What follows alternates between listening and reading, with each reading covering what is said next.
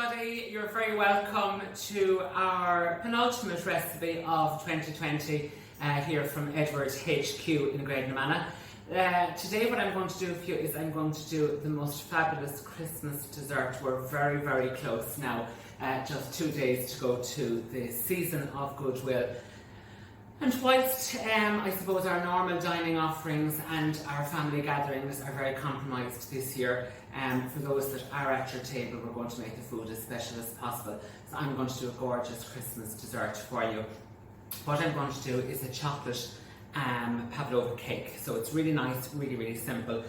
Again, what I've tried to do over the course of the last number of weeks here on my demonstrations on Savour online is to give a shout out to some of the wonderful producers that are operating in Kilkenny and some of the wonderful products that we have. So this week is no different, and I have a special shout out today to the lovely Mary and all of her team in the Truffle Fairy, producing some wonderful chocolates and wonderful pralines out there, and also the chocolatemarket.ie, which are a relatively new company to my mindset, but I've met them down at the lovely market in Mountain View, and Mary of course at all of the different markets as well, and trading in Thomastown and on Ormond Street. So I'm going to use both their chocolates today to make a lovely chocolate ganache.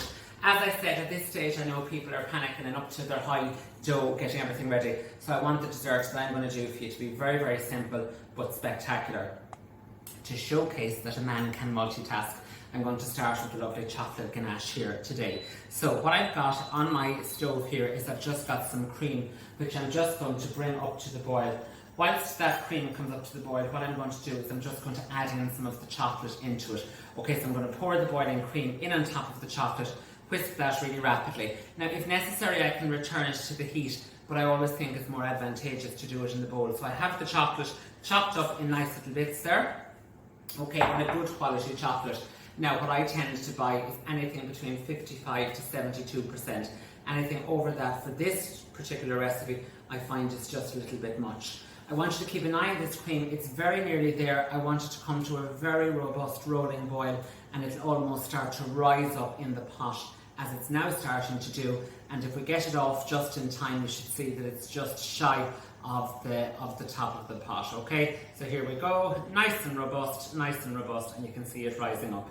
I'm then going to pour that in on top of my chocolate, and I'm just going to whisk that fairly vigorously. Okay, just until that's all melted, and that's going to be our lovely chocolate ganache, which we're going to use to garnish our Chocolate Meringue Cake in just a few minutes time. So once all of that is gone in there, what I'm then going to do is just continue to mix, and I'm just going to pop that into the fridge for a couple of minutes whilst I'm making our Pavlova, just to let it get a little bit thick. But you can see even at the minute, it's lovely and shiny, lovely and glossy there. So take it off the heat, pour it on top of the chocolate, and then we're going to just give it a couple of minutes. It won't take long, just to kind of thicken a little bit. In the fridge, we'll just get rid of our whisk there, and I'm going to pop that into the fridge, just like so. Now, whilst that's in the fridge, I'm just going to begin to make my Pavlova, and this is very, very simple, and I always think one of the nation's favourite desserts. So here what I've got is I've got 6 egg whites. I'm going to pop them into my mixer. I'm using one of the lovely Kenwood induction chefs, which I absolutely love, but again it has a really good, nice big bowl, which is great, and I love the stainless steel or the glass bowls here as well. So let's just give that a second, pop it on, and then I'm going to pop that up to good high speed, okay, and we want that at a good high speed throughout. Whilst that's preparing, I'm just going to make sure that my tins are lined, which they are, and I've lined those with a little bit of baking parchment. Here what I've got is I've got some sugar, so if I'm using 1 part egg, it would take to be 1 part egg, you're using 2 parts sugar. So what I've got there is 6 egg whites, and then I'm going to use 12 ounces or 350 grams of sugar, okay, and I'm just using some of the castor or granulated sugar to that. If you wanted to use the brown sugar, you get a much toppier or more chewy style meringue, and if that's the case, I do use the Demerara brown sugar. I'm happy here to use our lovely white sugar. I'm going to put in a few little stabilisers in a minute, but also put other things in. You can put some chocolate chips bits of chocolate chips into the actual meringue mixture. You could put some lovely hazelnuts or pistachios or chopped almonds in there as well to give the nutty finish. But ours is just nice and plain and nice and simple. I've got my corn flour, I've got my vanilla extract, and I've got some white wine vinegar. I'm just going to pop those in a few minutes' time. But essential and really of cardinal importance to get the kind of egg whites stiffly beaten up on their own first and foremost before we add any remaining ingredients. That's coming on really nicely. As we're waiting for that, I just want to say thank you so much to all of you for the lovely comments for my demonstration last Wednesday evening with the lovely Queen of Cookery and Mary. We've got so many texts and comments in relation to it. Nan and I were stuck in a very long time, and it was lovely to bring it to you just as a little add-on special. We might have one tiny bit more something special before I take my leave from you from Savour Online, but more details on that anon.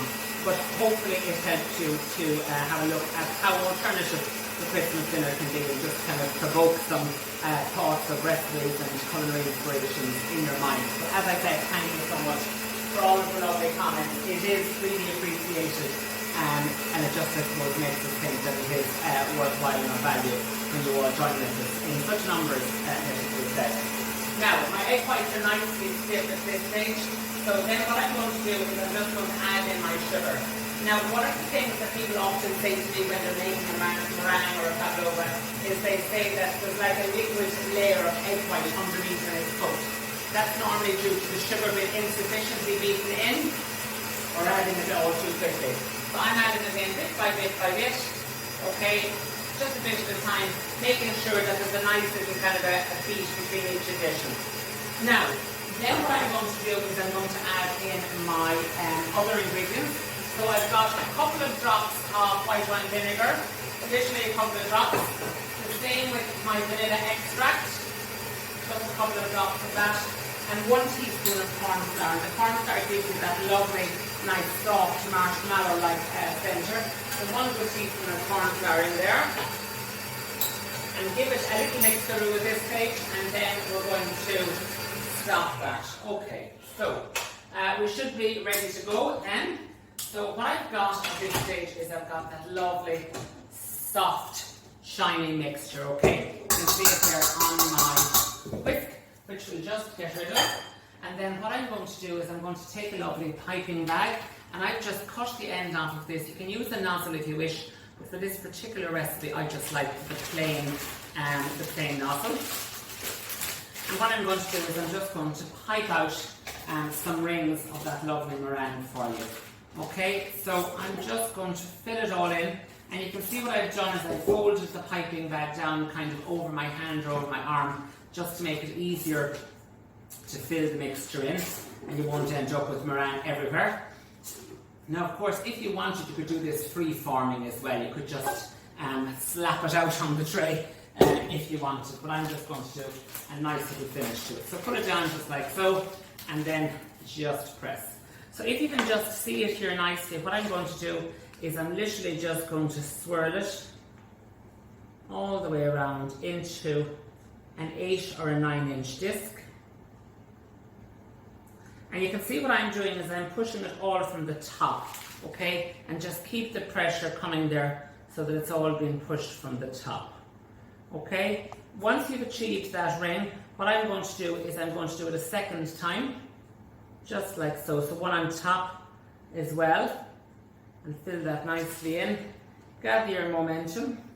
And you can see I've got another half in the bowl of the mixture. So essentially that's what you're going to do. You're going to do 2 of those. Okay, so that's one. I'll do a second one in a few minutes time. And on the second one, what I'm going to do is I'm just going to do a few little swirls on the top. Okay, just that kind of little crown around the edge. And you can see what I'm doing. I'm just pulling it off at the end, and that just gives us lovely peaks, just like so.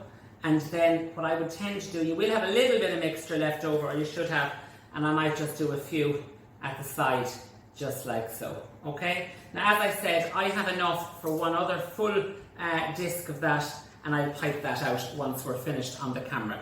That's going to go into the oven, 120, pop it in for about 20 minutes, at 120 and then turn it down for the remainder of the time. For the remainder of 40 minutes, turn it down to 100. And what you should get is the nice discs of meringue, just like so. And you can see that they're nice and formed like so. I've got the top, there's my top with the lovely little swirls.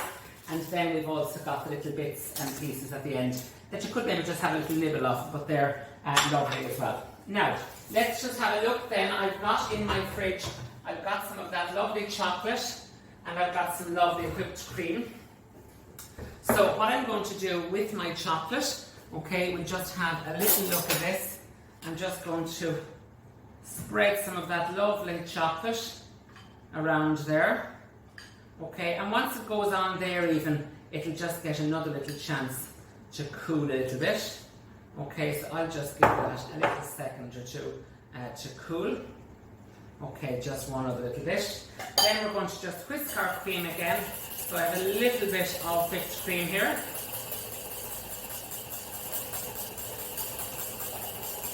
And I'm just going to put all of the cream into the centre. Okay, some lovely cream there into the centre. Now we'll just get rid of that. And I should have a spatula here. Use this one. And we're just going to put that cream very loosely in the centre. Now I want all of that lovely chocolate just to drizzle down the side, so that'll press out. So if you just put your cream into the centre, it's best. Now, then I've got some lovely swirls of chocolate. Okay, you can put some of those on there as well, just for a bit of textural interest. I've got my lovely layer for the top. So I'm going to lift that up. When I get it off the parchment paper, lift it up, just turn it into your hand, and then I'm just going to neatly place that on the top. And you see now, as I press it down, my lovely chocolate should ooze to the side.